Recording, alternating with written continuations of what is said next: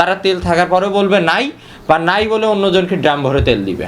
Government বলছে যে না দিব, 2 লিটার করে দিব, যাচ্ছি পাচ্ছে না, মারামারি হচ্ছে, সব বন্ধ, গণমাধ্যমে বলে দিক, কোনো জনগণ যাবে না, কেউ যাবে না। সবাই জানে যে মধ্যপ্রাচ্যে যে যুদ্ধ চলছে, যার ফলে যে হরমুজ প্রণালী যেটা বন্ধ করে দেওয়ার জন্য যে তেলবাহী ট্যাঙ্কার যে জাহাজগুলো ছিল, শিপগুলো আসতে পারছে না, যার ফলে একটি ক্রাইসিস তৈরি হয়েছে। তো এটা সবাই আমরা জানি, কিন্তু এখানে দুর্ভোগের বিষয় কি, যে গভর্নমেন্ট যে কথাটা বলেছে যে 2 লিটার করে তেল একটি মোটরসাইকেল পাবে, 10 লিটার করে তেল একটি প্রাইভেট কার পাবে, এবং অন্যান্য ভেহিকেলের জন্য আলাদাভাবে এটা ভাগ করে দেওয়া। তো আমার কথা, মানুষের জনভোগান্তিটা কোথায় আসছে?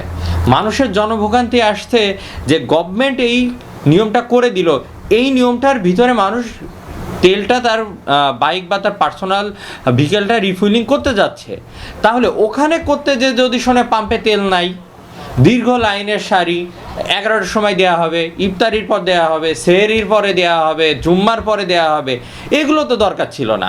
হয় একবারে নেই, তেল দিব না, সব বন্ধ, গণমাধ্যমে বলে দিক, কোনো জনগণ যাবে না, কেউ যাবে না। আমাদের পার্সোনাল ভেহিকেল আছে, আমরা কষ্টটা বুঝতে পারি, কেউ যাবে না। কিন্তু গভর্নমেন্ট বলছে যে না দিব, 2 লিটার করে দিব, আপনারা যান, আপনারা পাবেন, যাচ্ছি পাচ্ছে না, মারামারি হচ্ছে। আপনারা দেখবেন যে আমার নিজ জন্মস্থান ঝিনাইদহ, ওখানে একটি ছেলেকে পিটিয়ে মেরে ফেলেছে, শুধুমাত্র কি তেল পাম্পে সে তেল নিতে গিয়েছিল, সেখানে তেল পাম্পের যে কর্মচারীরা তাকে পিটিয়ে মেরে ফেলেছে, তাহলে কতটা অ্যাগ্রেসিভ।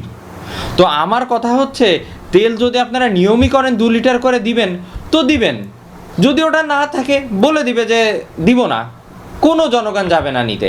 কিন্তু এই যে অনিয়ম, গ্যালন ভরে ভরে তেল নিয়ে যাচ্ছে, কোন সিন্ডিকেটকে দিচ্ছে, কাকে দিচ্ছে আমরা কিছুই জানি না, কিন্তু গ্যালন ভরে ভরে আমাদের সামনে থেকে নিয়ে যাচ্ছে, বলছে তেল নাই। এদিকে দেখছি মাটির নিচে তেল মজুত করে রাখছে। এবং আমি সাধারণ জনগণকেও বলবো, আমরা জাতিগতভাবে হুজুগে বাঙালি, কিন্তু একটু না স্বভাবটা চেঞ্জ করি। অনেকগুলো অভ্যুত্থান তো গেল আমাদের, 1971 গেল, তার আগে গেছে, 90-এ গেছে, 24-এ গেল, তো একটু পরিবর্তন হয় হুজুগে বাঙালি থেকে।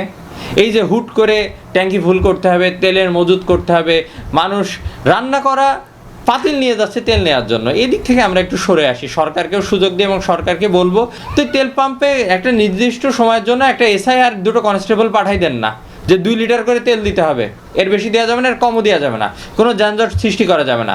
আমার বিশ্বাস কোনো তেল পাম্পের মালিকের সাহস হবে না যে পুলিশের সামনে এসে বা প্রশাসনের লোকের সামনে এসে তারা তেল থাকার পরেও বলবে নাই, বা নাই বলে অন্যজনকে ড্রাম ভরে তেল দিবে। সামনে যে ঈদ এবং দুর্ভোগ আর এই যে তেলের যে সংকট, সব মিলিয়ে একটা ম্যাসাকার অবস্থা। হ্যাঁ, সরকারেরও এটা ট্যাকেল দেওয়া বা সরকারেরও এটা হ্যান্ডেল করা খুবই কঠিন ব্যাপার হয়ে দাঁড়াবে, কারণ আমাদের রিজার্ভের অবস্থা খারাপ, প্লাস মধ্যপ্রাচ্যে এই সমস্যা, এর মধ্যে পড়েছে আমাদের ঈদুল ফিতরের ঈদ, সবাই নারীর টানে দেশে যেতে চাই।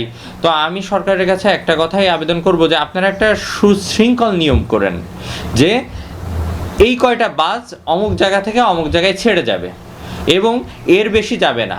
যদি আমরা ছিট পাই তো যাব, আর না পেলে সাধারণ জনগণের কাছেও অনুরোধ, আপনাদের এটা এই মুহূর্তে স্যাক্রিফাইস করতে হবে। এবং কিছু কিছু সিন্ডিকেট থাকে, আজ আমাদের অনারেবল প্রাইম মিনিস্টার একটি নিয়ম করে দিলেন যে এখান থেকে গাড়িটা ফেরিঘাট পর্যন্ত যাবে, এরপরে সে ফেরি পাবে, তারপরে সে নদীটা পার হয়ে এভাবে যাবে।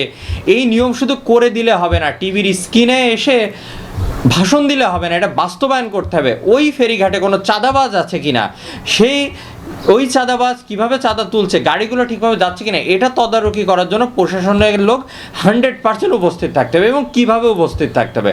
আমাদের থানাগুলোতে এসআই কনস্টেবলের অভাব নাই, এখানে প্রশাসনকে দারুণভাবে থাকতে হবে জনবল নিয়ে, যাতে মানুষের দুর্ভোগ ও এই যে গণবিস্ফোরণ হয় এটা যাতে ট্যাকেল দিতে পারে। এবং জনগণের কাছেও আমার আকুল অনুরোধ যে আপনারা জীবন বাজি রেখে এই ট্রেনের উপরে, ছাদের উপরে এত জীবন বাজি রেখে দেশে ঈদ করতে যাওয়া, এটা আমার মনে হয় না যে কতটা বাস্তবিক বা কতটা ম্যাচুরিটির লক্ষণ। এটা আমার জনগণের কাছে একটি অনুরোধ যে আপনারাও একটু সংযত হয়ে থাকবেন। দেশে দেশে সবার সাথে দ্য নিউজ।